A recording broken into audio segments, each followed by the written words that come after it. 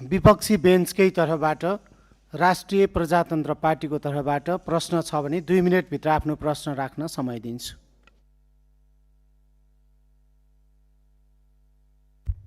सम्माननीय सभामुख महोदय, सम्माननीय प्रधानमन्त्रीज्यू, हालैका दिनमा धेरै नेपाली नागरिकहरूलाई भिजिट भिजाको नाममा गल्फ तथा अन्य मुलुकहरूमा लैजाने क्रम रोकिएको छैन।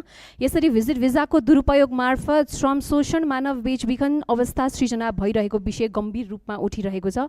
मैले यस विषयलाई संसदमा समेत उठाउँदै हजारौं नेपाली नागरिकहरू विभिन्न बहानामा विदेश पुर्याउने र शोषणको चक्रमा फसाइने अवस्था रहेको कुरा उल्लेख गरेको नै थिए। यस सन्दर्भमा सरकारसँग मेरो प्रश्न छ, भिजिट भिजाको नाममा हुने यस प्रकारको अवैध श्रम आप्रवासन र मानव तस्करी नियन्त्रण गर्न सरकारसँग के कस्तो ठोस योजना छ? साथै सरकारले वैदेशिक रोजगारीको नाममा देखिएको संरचनागत शोषण रोक्न घरेलु श्रम, डोमेस्टिक वर्क सम्बन्धी प्रतिबन्ध पूर्ण विचार गर्ने सोच राखेको छ कि छैन?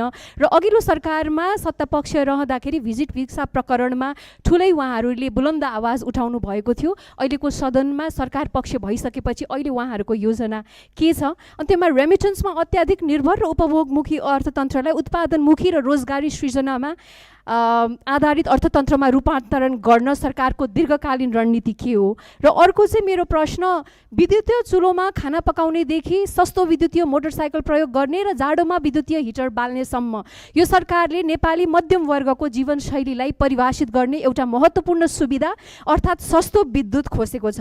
विद्युतीय सार्वजनिक यातायातको प्रयोग बढ्दै गएको अवस्थामा यसको असर मध्यम वर्गमा मात्र सीमित रहने छैन, दैनिक आवत जावतमा निर्भर न्यून आय भएका नागरिकहरू पनि बढेको लगतको मारमा पर्नेछन्। ऊर्जा खपतको वृद्धि सामान्यतः अर्थतन्त्रमा सकारात्मक गुणक मल्टिप्लायर प्रभाव सृजना गर्ने कारक मानिन्छ, तर अब भने त्यो सम्भावना कमजोर बनेको छ। Increase energy consumption equals to positive multiplier effects on the economy भनिन्छ, नट एनिमोर। यसमा प्रधानमन्त्रीज्यूको के धारणा छ सोध्न चाहन्छु।